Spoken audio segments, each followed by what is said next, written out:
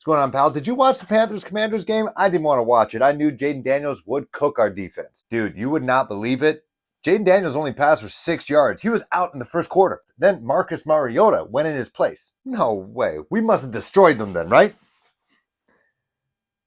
We must have destroyed them, right? What's going on? You're watching Panthers Post. And it's funny, I found this in my mudroom. If you're not a parent, you might not know what this is. But if you are, or you have elderly parents, you know exactly what this is. No, this is not a training potty for a kid.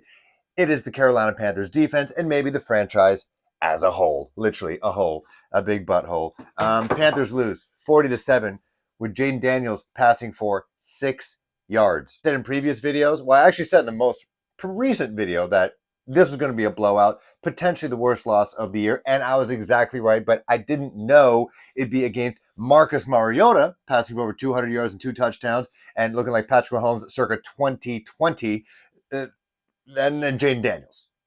I thought Jaden Daniels would be doing that to us. I thought Jaden Daniels would be playing like Jaden Daniels. I didn't think Marcus Mariota would be playing like Jaden Daniels and Patrick Mahomes combined, like Marcus Mariota in the Heisman year with the Oregon Ducks. I did not think we'd be getting cooked by him. I did not think that Andy Dalton would throw a pick six and in a screen passed over to his running back who wasn't running the route properly. Miles, and everyone who made a mistake today on the skill position side, I'm not saying Andy Dalton's to blame, but Miles Sanders didn't run the right route on that screen, clear.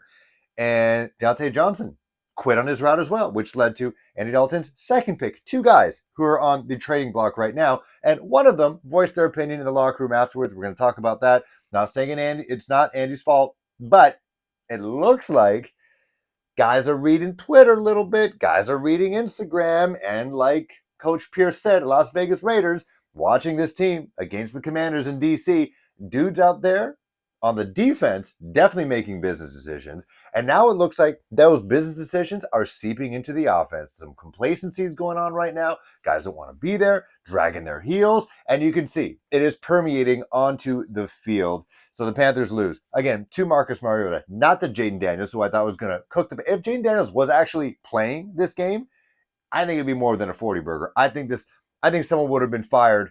Like, they wouldn't even be getting on the bus to Mint Street. Like, they just stay there. And then if it was Ejiro Evero, the defensive coordinator, he may have ended up just staying in Washington and joining their front office staff, just like Scott Fitterer and everybody else on that gosh darn team, which is made of all Carolina Panthers players. So in my previous video, I talked about how Andy Dalton at least made the offense watchable. Now, I knew the defense was hot garbage. You have practice squad players playing on that team. You got a rotating tab of linebackers and defensive ends right now, but at least the offense is watchable. You know, Deontay Johnson and Andy Dalton look like they had a good connection. Chuba Hubbard is a potentially rushing champion right now in this league. You know, you had the development of Jatavion Sanders, who led the team in receiving yards this afternoon. But that was not the case. Yes, Jatavion led the receivers in receiving touchdowns, but he's not asking for a trade. I'm not saying that anyone is, but he's with this team for a while. But the offense was horror awful to watch, on top of the defense, on top of the special teams, on top of the coaching mishaps, the amount of penalties this team has, and just stupid penalties this team makes that is on the coaches. But the offense was putrid today. Arguably the worst game in Andy Dalton's career as the Carolina Panthers starter since he took the reins in week 3. He just made stupid decisions. And is it because he's being asked to do stupid things like throw the ball like he's part of an air raid offense by being down just 10 and just forgetting the run? What always amazes me is that even when we're losing, we don't commit to the run like Dave Canal says he wants to do. And the teams that are kicking our butts are rushing double the amount. Like, they are destroying. They're doing exactly what we should try to be doing. And it's not like we don't have a good running back. We got Chuba Hubbard. Miles Sanders does some things at times. Raheem Blackshear, he looks like he got hurt on a punt return or a kick return. Hopefully he's okay. But we just abandoned the run. And that is a coaching thing. I don't know why we don't stay stubborn. I've said this in previous videos. You're running the ball efficiently. You really are. The only score came from a rushing touchdown from Chuba Hubbard. The longer you sustain drives, you're not putting the offense out there on the field. And in this case, it was Marcus Mariota, not Jaden Daniels. And if it was Jaden Daniels, you absolutely need to run the ball, even if you're down 10, because at least you're taking time away from the opposition offense. And it's just, obviously the interceptions were drive killers, but in his defense, it looked like, honestly, Miles Sanders quit on his route. It looked like Deontay Johnson quit on his route as well. And That was just too bad. That was just too bad. And I said in the last video, you're asking Andy Dalton, 36-year-old Andy Dalton, who is a bridge quarterback. No one ever said he's the future. No one ever said he's the future. But you're asking Andy Dalton to play a perfect game. Now, he does some things very well. At one point in the beginning of that drive, before that first interception, Charles Davis on the Fox team talked about how the Panthers offense was moving the ball with ease. And they were. And they were. But you make a mistake, the defense is nowhere near NFL caliber enough to hold anybody. And it'd be nice if they just held guys. But like, you got Chal Smith Wade out there because Troy Hill got released. He's going to make rookie mistakes. This is the way this team is going to be. It is going to be a developmental league team for a very long time. And it is just the consequences of poor drafting, poor scouting, poor general managing from Scott Fitter and company. Where's Amari Barno? Where the hell is that guy? DJ Wonham, that's on Dan Morgan and company. But the amount of whiffs out there, the fact that an undrafted free agent wide receiver, Jalen Coker, is on the field and catching more passes than second round pick from last year, not 5 years, second round pick last year, and Jonathan Mingo, SEC, Ole Miss, second round pick, getting outplayed by an undrafted free agent wide receiver. God damn. Why is Ian Thomas still on this team? Strength is supposed to be blocking. Man's not blocking. He is a tight end. When he catches the ball, I am scared for my life. What is going on?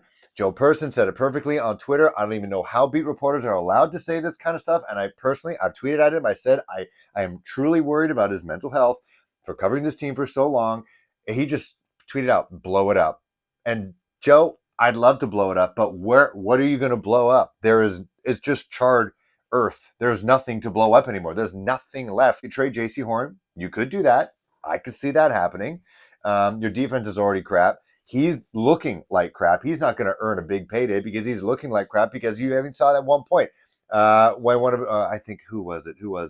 I think it was Terry McLaurin who was doing a Marcus Mariota scramble that he caught a nice deep ball that to keep the drive moving. And J.C. Horn just could not believe that he was doing pretty decent coverage until the very end. And he couldn't believe that nobody can get Marcus Mariota down on the defensive line or any of the linebackers, nothing. He couldn't believe it. He's not getting any support, the front seven. Now, yes, injuries is a part of football, but that's why you got a guy like Ejiro Evero who's getting head coaching jobs, maybe not anymore, maybe not ever again, until he gets the Carolina Panthers stench off his body. But you should be able to coach guys up. And remember, heading into this season, we talked about how this defense shouldn't take a big drop because you got guys, sure, they're not blue chip players. You're getting guys who know the scheme. Guess what? These guys they don't know the scheme and they're not blue chip players. Like, you can't have both. You can't be not a blue chip player and not know the scheme. You could be a not a blue chip player and you know the scheme to a T and you know how to play it properly. You can't be both. And right now, it looks like we got both. And it's just brutal. It's brutal. It's brutal. It's brutal. It's definitely one of the most embarrassing losses, even though I called it. I knew this was going to happen. But the way it happened, as I said before, business decisions were being made on the defensive side. Guys are not tackling. Offensive players are not blocking. Offensive players are not running the proper routes. And it's bad. Deontay Johnson saying after the game in the locker room that he's frustrated. Absolutely. I think he had one catch for 17 yards or something like that. I don't know if he self-sabotaged himself on the field. Not even talking about what he said in the locker room, but just not playing. Like, it's not like they locked him down. I don't know whether it was just a laziness in terms of the routes that he's reading these articles and that maybe he's on the trade block. He can't believe he's on the trade block. That means this team doesn't believe in him. If they don't believe in him, why should he try? That's what it felt like to me. And then in the locker room, he talks about how absolutely he's frustrated, but he can't play every position.